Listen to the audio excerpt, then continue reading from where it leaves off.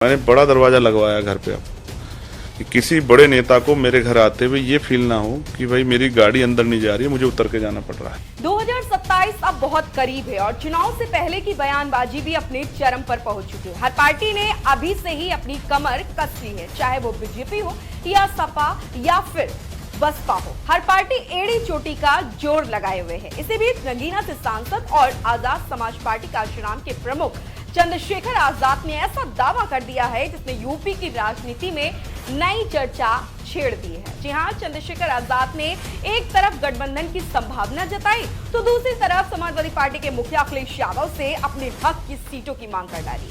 उन्होंने मुस्कुराते हुए कहा कि अगर गठबंधन की बात होगी तो उनकी पार्टी को 90 सीटें चाहिए। आखिर इस बयान के क्या है राजनीतिक मायने, देखिए हमारी इस खास रिपोर्ट में। 2027 चरण जैसे जैसे नजदीक आ रहा वैसे वैसे सियासी शतरंज की बिसात भी पिछनी शुरू हो गई है। BJP, Samajwadi party, Bahujan Samaj party और अन्य दल अपनी अपनी रणनीति तैयार करने में जुटे हैं।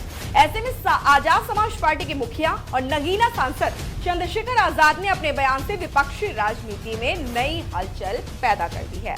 जी हां, एक इंटरव्यू के दौरान जब उनसे समाजवादी पार्टी के साथ संभावित गठबंधन को लेकर सवाल पूछा गया तो चंद्रशेखर आजाद ने साफ कहा कि गठबंधन संभव है, लेकिन सम्मानजनक हिस्सेदारी के साथ। उन्होंने कहा कि उनकी पार्टी को उसका राजनीतिक हक मिलना चाहिए और बिना उचित सीटों के कोई समझौता नहीं होगा। चंद्रशेखर रावण बोले, उत्तर प्रदेश में दलितों की आबादी लगभग 22% मानी जाती है। अगर इस 22% आबादी के समीकरण को आधार माना जाए तो प्रदेश की कुल विधानसभा सीटों में से लगभग 90 सीटें बनती हैं। चंद्रशेखर ने इशारों में स्पष्ट कर दिया है कि अगर कोई दल उनके साथ गठबंधन करना चाहता है तो कम से कम 90 सीटों की डिमांड मेज पर रहेगी।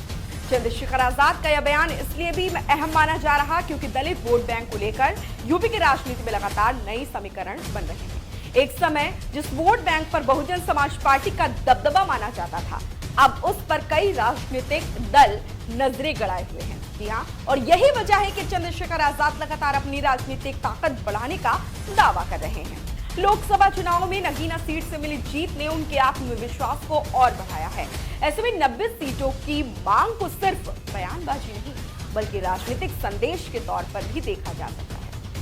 साल 2022 के उत्तर प्रदेश विधानसभा चुनाव के बाद से ही अखिलेश यादव और चंद्रशेखर आजाद के रिश्तों को लेकर लगातार सवाल उठ रहे हैं। संसद में भले ही दोनों नेताओं की मुलाकात होती हो, लेकिन गठबंधन के मोर्चे पर बर्फ अभी भी जमी है। इसी बीच चंद्रशेखर आजाद ने ऐसा बयान दिया है जिसने सियासी गलियारों में नई चर्चा छेड़ी। उन्होंने तंज भरे अंदाज में कहा कि अपने घर का दरवाजा अब और बड़ा बनवा लिया है ताकि कोई बड़ा नेता उनके घर आए तो उसे गाड़ी से उतरकर पैदल ना चलना पड़े। अब इस बयान को राजनीतिक निमंत्रण माना जाए या सियासी कटाक्ष, या तो आने वाला वक्त बताएगा, लेकिन इतना तय है कि चंद्रशेखर के इस बयान ने यूपी की राजनीति में हलचल जरूर बढ़ाई है। वहीं बहुजन समाज पार्टी के साथ गठबंधन के सवाल पर भी चंद्रशेखर आजाद ने संकेत दिए कि अगर बहुजन हितों को मजबूत करने की बात होगी तो सभी विकल्प खुले हैं। हालांकि फिलहाल उन्होंने किसी भी दल के साथ औपचारिक बातचीत की पुष्टि नहीं की है। अब सवाल यह है कि क्या समाजवादी पार्टी चंद्रशेखर आजाद की 90 सीटों की मांग को स्वीकार करेगी? क्या विपक्षी एकता के नाम पर कोई नया गठबंधन आकार लेगा या फिर 2027 में सभी दल अलग अलग मैदान में उतरेंगे? इन सवालों के जवाब आने वाले दिनों में साफ होंगे, लेकिन इतना तय है कि यूपी की राजनीति में चुनावी गर्मी अभी से महसूस होने लगी है। 2027 का चुनाव जैसे जैसे करीब आ रहा वैसे वैसे गठबंधन, सीट बंटवारे और राजनीतिक दावों का दौर भी तेज होता जा रहा। अब देखना ये दिलचस्प होगा कि चंद्रशेखर आजाद की 90 सीटों वाली मांग विपक्षी राजनीति में नई दोस्ती की नींव बनती है या फिर नए टकराव की वजह। इस वीडियो में बस इतना ही। इस खबर पर क्या थी आपकी राय, हमें कमेंट बॉक्स में जरूर बने रहे। जनमत न्यूज के साथ मैं थी ज्योति के नौजिया।